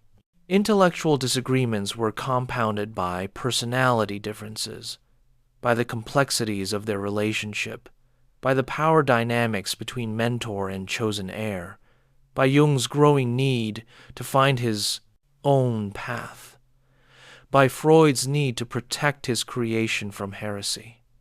In a different world, they might have maintained relationship while developing different emphases within a shared framework. But in this world, they split, and that split became productive, generating two rich streams of psychological thought. Their relationship itself demonstrates psychological dynamics each man theorized. Freud might analyze it in terms of the father complex. Jung needed to overthrow the father figure Freud to establish his own authority, just as the primal horde in Freud's myth had to kill the father to create civilization. Jung might analyze it in terms of archetypal dynamics. He needed to separate from the senex, the old king, to allow the poor, the divine child of his new insights, to be born. Both interpretations hold truth. The correspondence between them, which ran from 1906 to 1913, documents the evolution from warm alliance to painful rupture. Early letters overflow with mutual admiration, intellectual excitement, and affection. Middle letters show tensions emerging, misunderstandings accumulating, each man feeling hurt and defensive. Late letters are formal, cold, bringing the relationship to a definitive end. Reading this correspondence is moving and instructive. We see two brilliant men struggling to maintain relationship across growing differences. We see generosity and pettiness, insight and blind spots, love and hurt. We see how difficult it is to hold paradox, to honor divergent truths, especially when egos and legacies are at stake. The letters also reveal how psychologically astute each man was about everyone except, sometimes, themselves. Freud could analyze literary characters and patients with extraordinary penetration, but was less aware of his own need to dominate and his fear of being betrayed. Jung could map the archetypal dynamics in myths and dreams, but was less clear-sighted about his own shadow and his tendency toward inflation. This irony that those who study the psyche deeply still have blind spots about their own is humbling and reassuring. It suggests that self-knowledge is an endless process, not a destination. Even the most thorough analysis or individuation leaves mysteries unresolved, new layers to be discovered. Freud himself said that analysis was interminable, that it could be therapeutic and conclude, but was never truly finished. Jung said that individuation was the work of a lifetime and was never fully achieved. In this sense, both men remained students of the psyche until their deaths, continuing to revise their theories, explore new areas, refine their understanding. Neither created a finished system that explained everything. They created frameworks, languages, methods, tools for the ongoing exploration that each generation must undertake anew. The Freud-Jung dialogue invites us into that exploration. It offers not answers to memorize, but questions to live with. How do I relate to my unconscious? What is my myth, my unique story? How do my personal history and transpersonal archetypes intersect in my life? What needs to become conscious? What symbols speak to my depths? How do I balance adaptation to reality with authenticity to myself? What is my relationship to sexuality, to aggression, to spirituality? How do I understand my dreams, my symptoms, my creative impulses? These questions do not have simple answers, and the answers change as we change. The psyche is not static but dynamic, always moving, compensating, seeking balance and wholeness. What was true yesterday may not be true tomorrow. The dream that carried one meaning at 30 may carry a different meaning at 60. The symptom that expressed a childhood trauma may later express a spiritual crisis. This is why ongoing engagement with the unconscious is necessary, why a single course of therapy or a period of intense self-exploration, while valuable, is not sufficient for a lifetime. We must return again and again to the depths, listening to what wants to emerge, attending to how the psyche compensates for our one-sidedness, adjusting our course as we navigate the individuation process. Freud's method of psychoanalysis and Jung's method of analytical psychology offer different but complementary pathways for this ongoing engagement. Freudian analysis, with its emphasis on free association, transference analysis, and working through, excels at uncovering and resolving conflicts rooted in personal history. It helps us understand how our past lives, in our present, how we repeat patterns, how we can gain freedom from compulsive repetitions through insight and new emotional experiences in the therapeutic relationship. Jungian analysis, with its emphasis on active imagination, symbolic amplification, and the individuation process, excels at connecting personal struggles to universal patterns and at facilitating transformation through engagement with archetypal energies.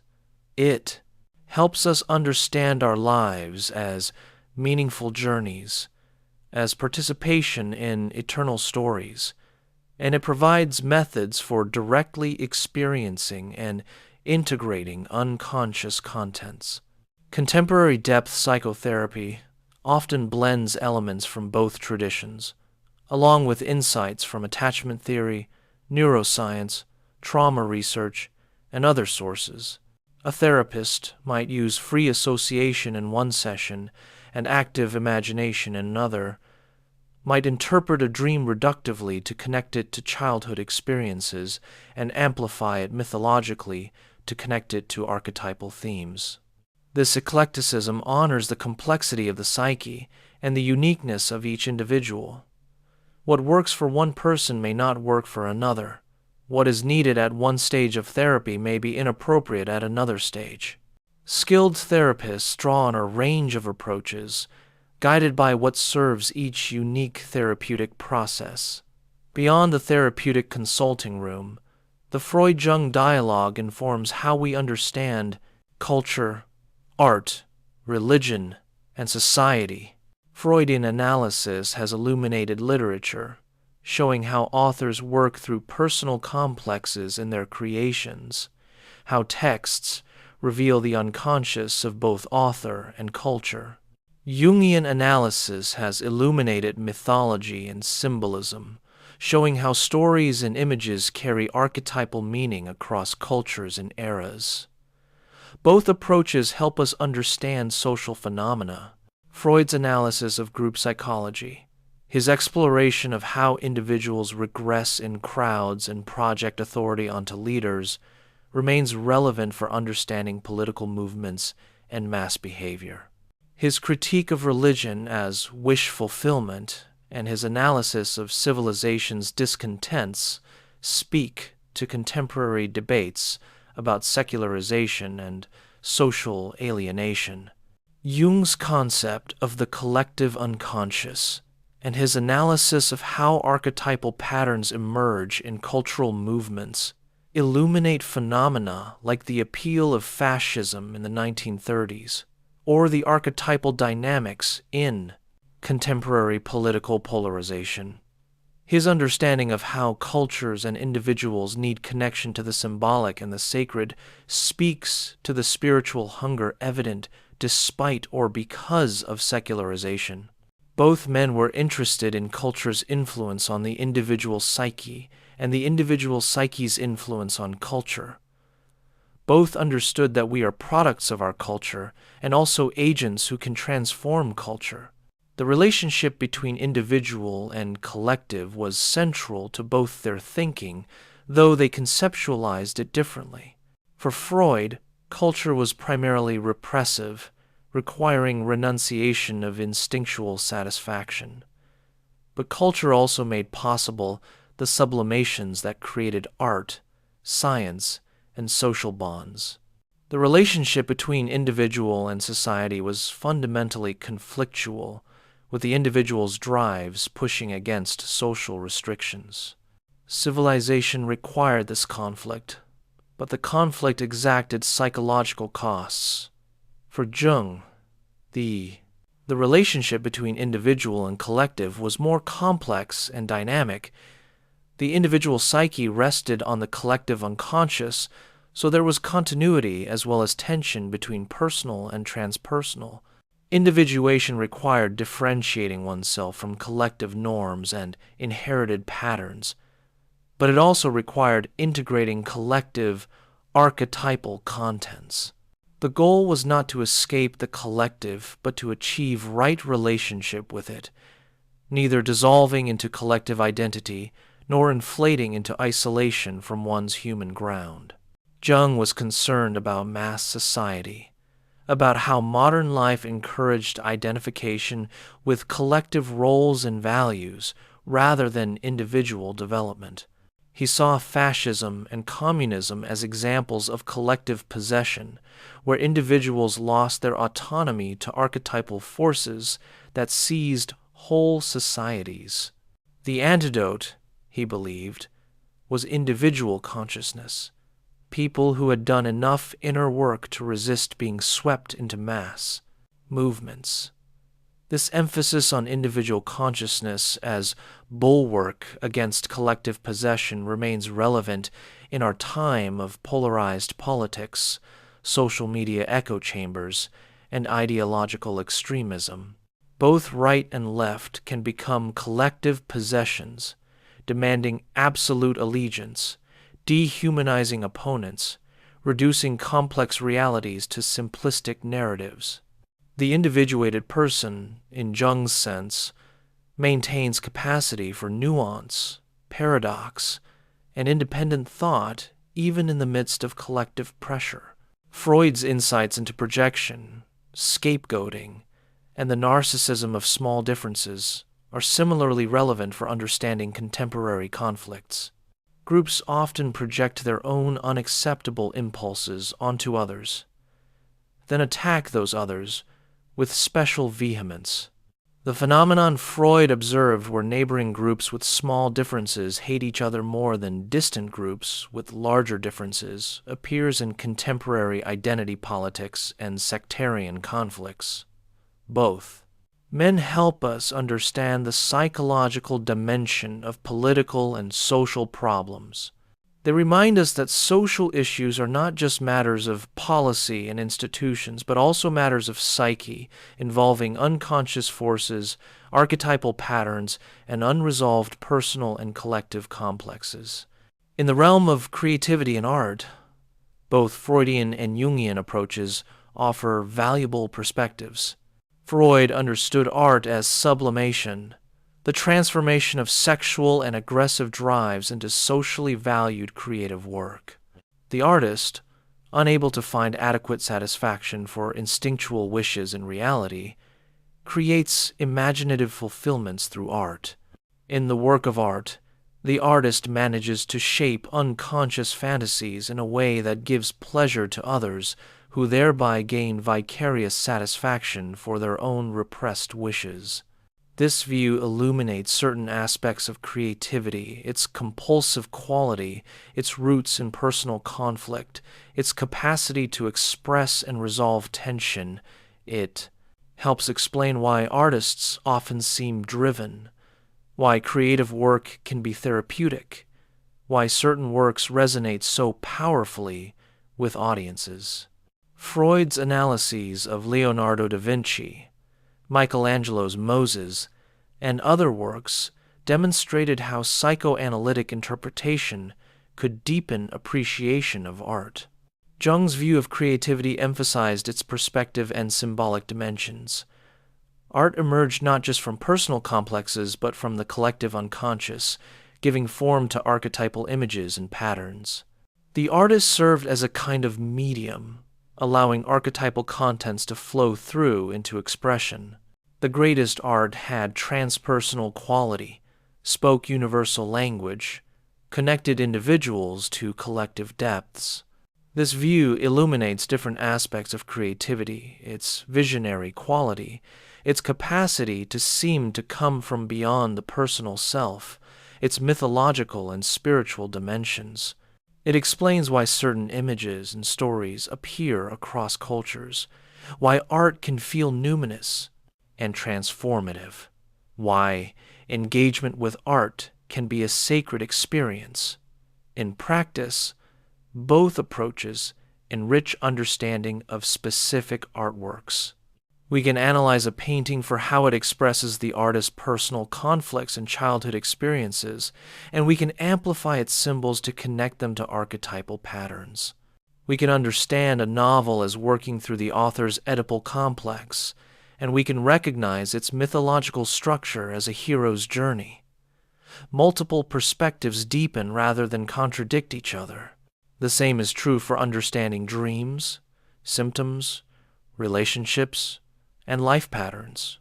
A multiplicity of lenses, each revealing different aspects of the phenomenon, serves us better than insisting on a single correct interpretation.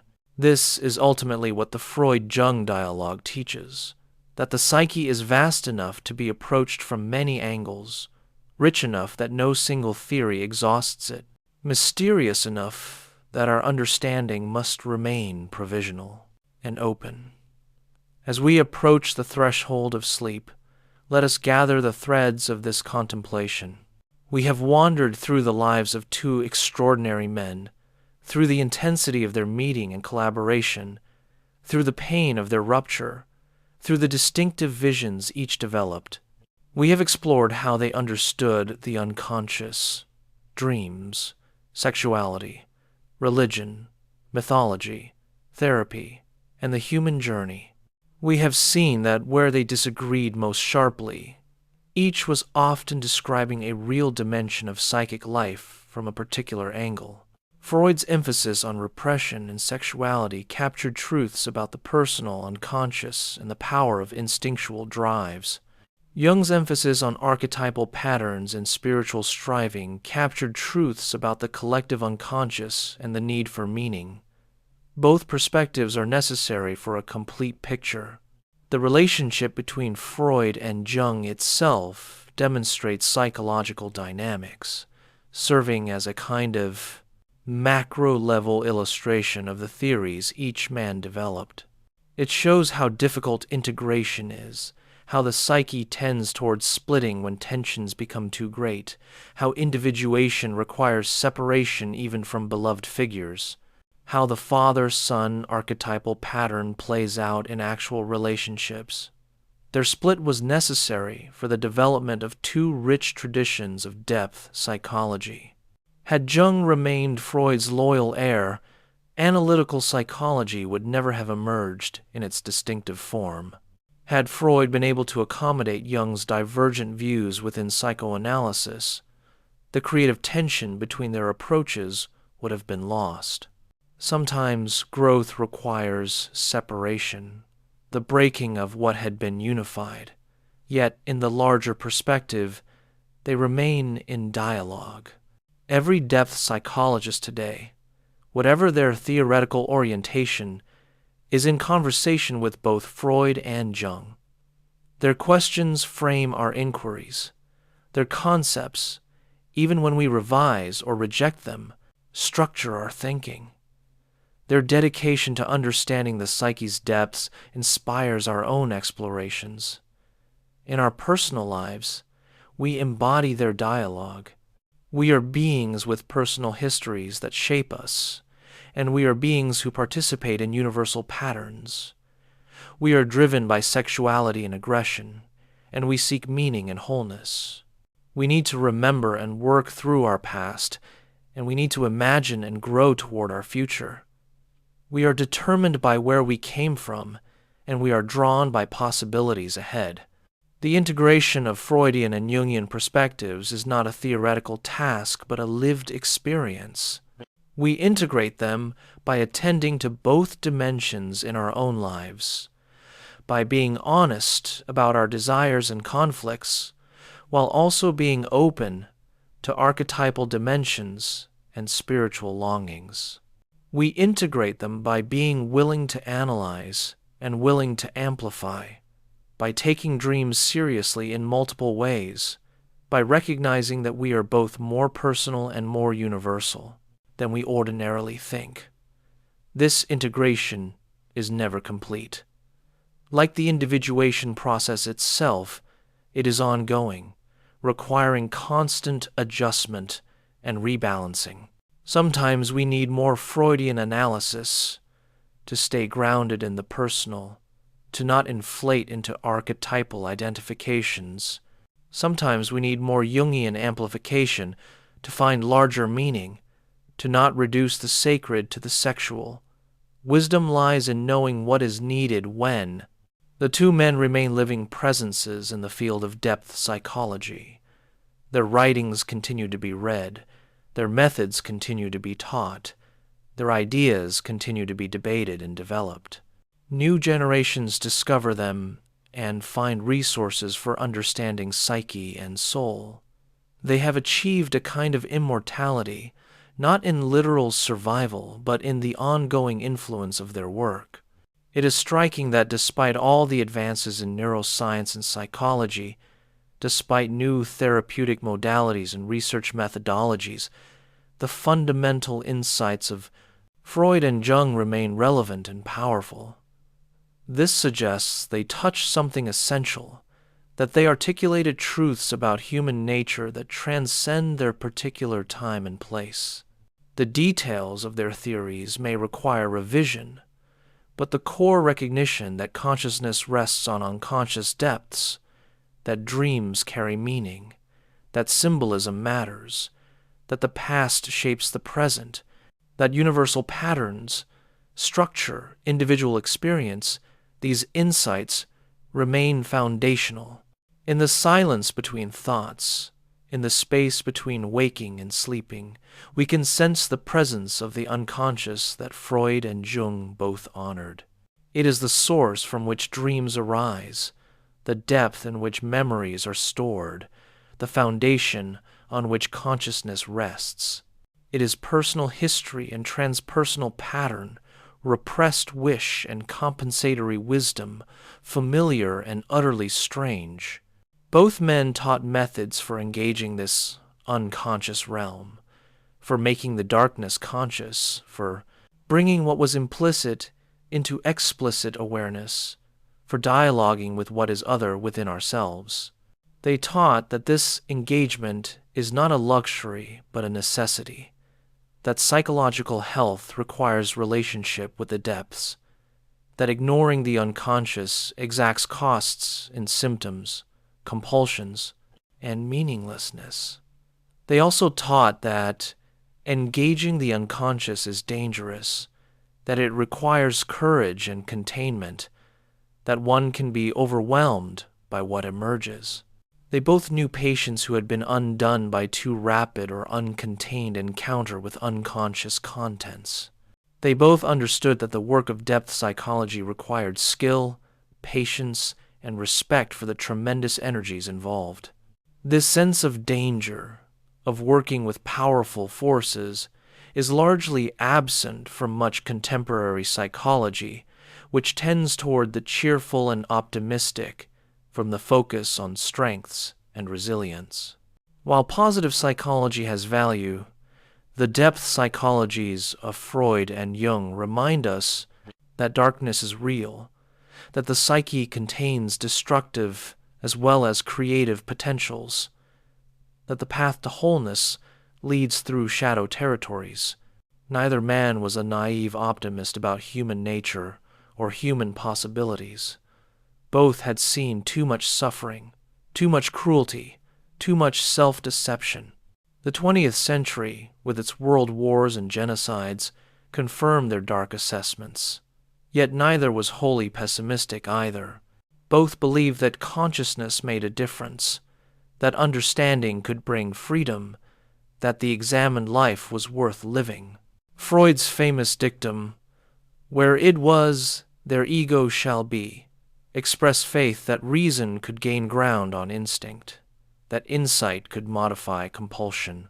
It was modest in its aims, not happiness or fulfillment, but the capacity to love and work, the replacement of neurotic misery with ordinary unhappiness. Yet even this modest goal required tremendous effort, courage to face unpleasant truths, willingness to surrender cherished illusions. Jung's faith in individuation was perhaps more expansive but no less demanding. He believed that psychic wholeness was possible, that the self could be realized, that humans could become conscious participants in their own development. But this required facing the shadow, integrating rejected parts, enduring the death of outworn identities, accepting what consciousness would prefer to deny. It required what he called the moral task of taking responsibility for one's inner life, for the contents of one's unconscious, for the projections one cast on the world.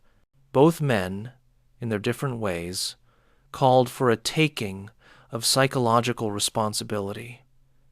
We cannot blame others for our neuroses or our failures to individuate. We cannot remain children, expecting others to solve our problems or tell us who to be. We must do the difficult work of self-knowledge, face what is hard to face, integrate what we would prefer to reject. This demand for psychological responsibility is countercultural in any age. It is easier to project, blame, see oneself as victim of circumstances or others' malice. It is easier to remain unconscious, to live reactively rather than reflectively, to follow collective scripts rather than finding individual authenticity. Freud and Jung ask us to do the harder thing, to turn inward, to question ourselves, to take up the burden of consciousness. Yet they also promise that this burden brings rewards. Freud promised freedom from crippling symptoms, the capacity for genuine intimacy and productive work, relief from the tyranny of repetition, compulsion. Jung promised meaning, connection with depths, participation in the eternal, the possibility of becoming truly oneself. These are not small gifts, and both men found, in their own lives, that the work of self-exploration, while difficult, was endlessly fascinating and rewarding. Freud's letters and writings convey his excitement at his discoveries, his pleasure in the intellectual puzzles he was solving, his satisfaction in developing a comprehensive theory. Jung's autobiography and letters convey his sense of living a meaningful life, his engagement with the symbolic world, his feeling of being in dialogue with forces larger than his personal ego. The life devoted to understanding the psyche, they both discovered, was a life worth living. The descent into the unconscious, while perilous, yielded treasures. The confrontation with oneself, while painful, brought freedom. The pursuit of self-knowledge, while never finished, gave coherence and purpose to existence. This is perhaps their final gift to us, the example of lives devoted to psychological understanding, of minds willing to venture into the unknown territories of the psyche, of persistence in the face of resistance and opposition. They show us that the exploration of inner space is as valid and important as the exploration of outer space, that the journey inward is a genuine adventure, that consciousness expanding its reach into the unconscious is an heroic endeavor. As we rest now in this liminal space between waking and sleep, we can feel gratitude for the maps they drew, for the languages they created, for the pathways they marked through the territories of soul. We can carry forward their dialogue, not as partisan adherents of one or the other, but as explorers drawing on both traditions, using both maps, speaking both languages as each is needed. The Freud-Jung dialogue is not something that happened in the past. It is alive wherever someone takes a dream seriously, wherever someone asks about the unconscious roots of a symptom, wherever someone seeks to integrate shadow and realize authentic selfhood, wherever someone explores sexuality or spirituality with psychological sophistication. The dialogue continues in therapy sessions, where analysts trained in both traditions work with patients. It continues in interdisciplinary conversations that draw on depth, psychology to illuminate culture and society. It continues in the inner work of individuals who read Freud and Jung, who practice their methods, who apply their insights to their own lives. And it continues now, in this moment, as you listen to these words and feel the pull of sleep, as your consciousness begins to loosen and the unconscious starts to stir with the dream images that will come. Tonight, as every night, you will descend into the realm that Freud and Jung both explored, the world of sleep and dream, where the ego's dominance relaxes and other voices speak. Let your dreams come without resistance. Let the images arise, strange and vivid, from whatever depths they emerge, whether they carry messages from childhood memories or archetypal visions from the collective psyche, whether they fulfill wishes or compensate attitudes. They are gifts from the unconscious, communications from the deeper self that Freud and Jung both honored. In the morning, you might remember fragments, symbols, narrative moments.